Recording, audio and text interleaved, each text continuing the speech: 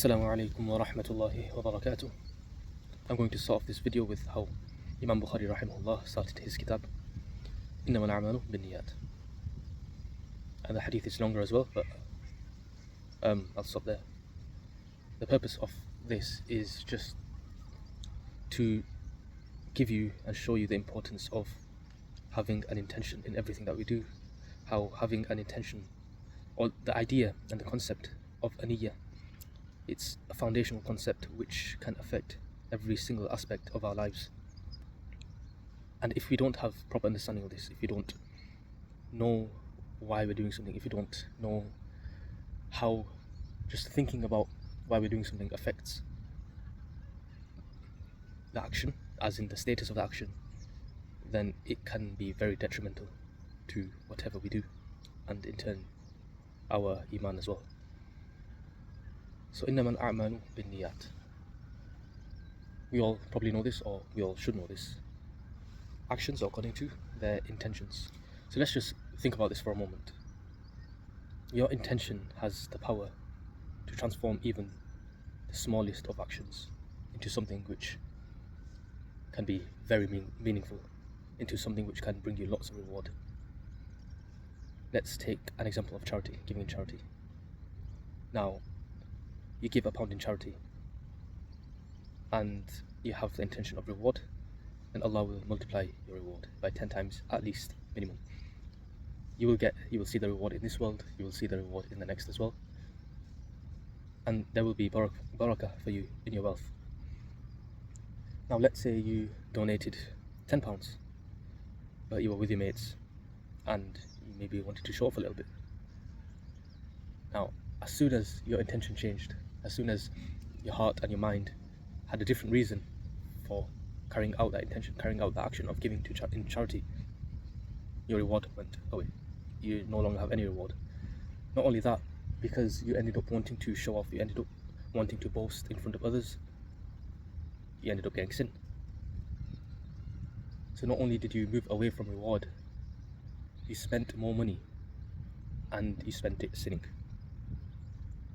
That's how important your intention is, how quickly it can be changed, and how quickly it can change reward into sin. So we need to understand that. And in the same way, it can change your ibadat, something worthy of reward, something for Allah only, into ma'asiyah, into sinfulness, into mistakes, into something which isn't right. So as a civil engineer, I'll give you an example based on how I would see it. So your niyyah is like the foundation of a building. You have to have a strong foundation, no matter what the building is. Without a strong foundation, it won't stand, it won't hold. There'll be a lot of problems, there'll be more money getting chucked into it, and it'll just cause you a lot of headache. Now you've got a solid foundation. You add a structure on top. You can make that however good you want. You can spend however much money you want on it, and then you put everything inside, you put the outside, you put the roof. But if your foundation that you did right at the beginning was weak, or you never researched properly, or you never looked at the data properly, or whatever it is, somehow ended up weak, now the entire house or the entire building, no matter how good it was built, no matter how strong it was built, because of a weak foundation, the entire structure is weak. And in the same way, you have a weak intention, or you have no intention, or you have the wrong intention, and so no matter how much action or ibadat that you do after that, no matter how good it is, no matter how much effort or time is spent into it, as soon as you have the wrong intention, the wrong foundation, the entire act of worship becomes weak, becomes void, becomes sinful. Relating it to self-improvement, that's a term we hear a lot nowadays. So in terms of self-improvement as Muslims, we have to understand that our self-improvement is in terms of our hereafter. It's not in terms of our worldly life. And yes, if you work towards your worldly life, and I've said this over and over again, that's fine. It's good that you're doing that. And as a Muslim, you need to work on yourself to go far in this life. But if you're not working on yourself to go far in the next life, then what are you doing? You're missing out. You're losing out. There is no point of whatever you're doing. Self-improvement, the first step has to be your intention. It has to be your niyyah. your foundational concept, your mentality, the way you think. As Muslims, we want to succeed in this world and the next. And the way we start doing that is by having a clear, correct intention. You can set a goal to become healthier, and your intention could end up being, nah, yes, I want a nice body, I want to be healthy. And there's nothing wrong with that, but you can slightly tweak it, you can change it, and you end up getting reward for it. What kind of, do you understand how good that is? Do you understand how easy it is as Muslims to get a reward, to build our hereafter?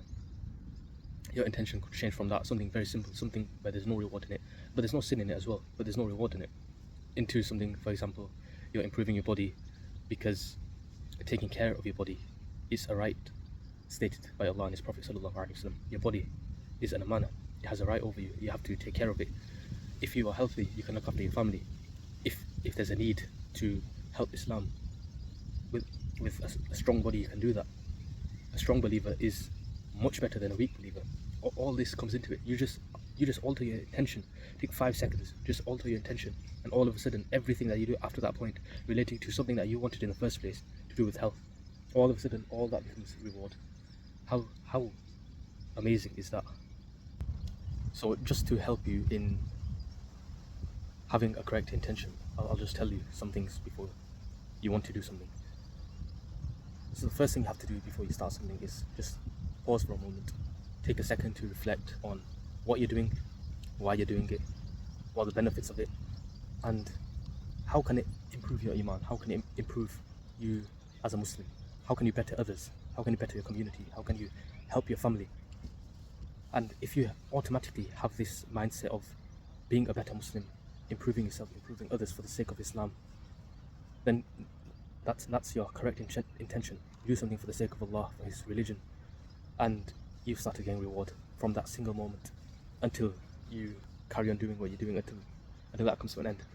If you're on a journey, for example, I made a video of your winter arc, and you can probably see that somewhere over here. I'll put it on the screen somewhere. Let's say if you had an intention for 3 months, you want to change yourself, you want to transform, you want to eat healthy, you want to go to the gym, you want to work out.